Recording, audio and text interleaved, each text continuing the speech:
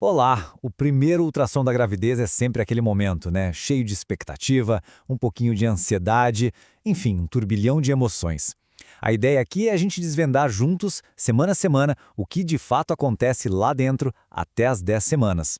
Vamos usar o ultrassom como nosso guia para entender cada passinho desse desenvolvimento que é incrível e, claro, para ajudar a acalmar o coração.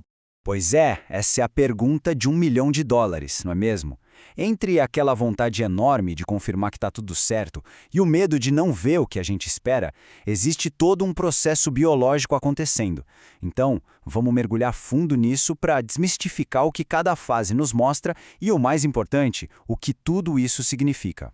Bom, vamos começar pelo comecinho de tudo. Porque, olha, antes de qualquer imagem sequer sonhar em aparecer na tela do ultrassom, já tem uma transformação silenciosa e, nossa, fundamental acontecendo. O corpo não perde tempo, ele já começa a trabalhar.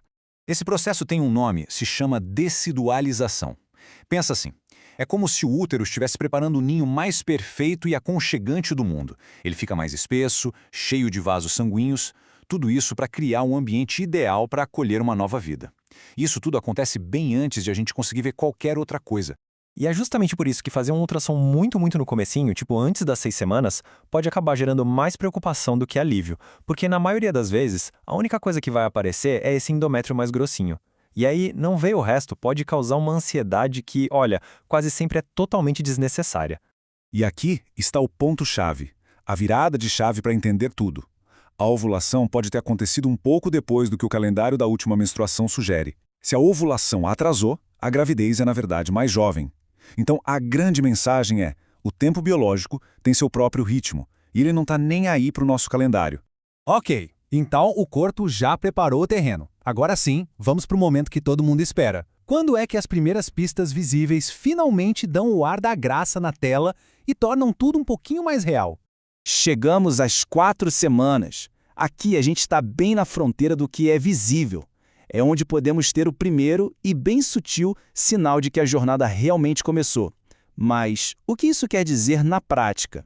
Nessa fase, o que se procura é aquele endométrio preparado. E, com sorte, um pontinho preto bem pequeno, que é o saco gestacional. É super importante alinhar as expectativas aqui, tá? Ainda é muito cedo para ver um embrião ou ouvir batimentos. Se o exame não mostrar nem o saquinho, a palavra de ordem é calma. Muitas vezes é só questão de esperar mais uns dias. Avançando para a 5ª semana. Agora sim, algo novo e super importante aparece. É uma estrutura minúscula na tela, mas que tem um significado gigantesco para o desenvolvimento. Eu simplesmente adoro essa analogia para explicar o que é a vesícula vitelínica. Chamar de a primeira mochila do bebê é um jeito muito fofo e claro de entender a função vital que ela tem nesse comecinho de tudo. Essa mochila, então, tem um papel fundamental. Antes da placenta se formar e assumir o comando, é a vesícula vitelínica, que fornece os nutrientes, ajuda a formar as primeiras células sanguíneas e, basicamente, organiza a casa para o desenvolvimento começar. Ver essa estrutura no ultrassom é um sinalzão de que a gestação está no caminho certo.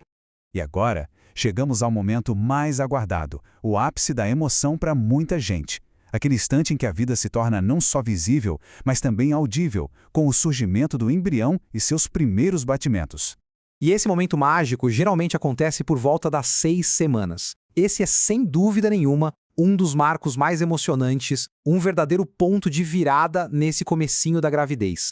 Pois é, por volta de 5 semanas e meia, 6 semanas, o embrião, que a gente também chama de polo fetal, se torna visível. E junto com ele, a mágica acontece. Os primeiros batimentos.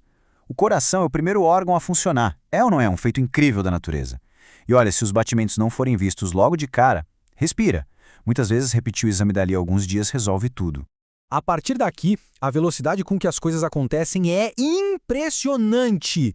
Com 7 semanas, os batimentos já estão bem mais fortes, mais claros. Uma semaninha depois, com 8, já dá para ver os brotinhos dos braços e pernas. E então, entre 9 e 10 semanas, algo surreal acontece. Os primeiros movimentos começam, junto com a formação do esqueleto. É um ritmo de desenvolvimento que parece coisa de cinema.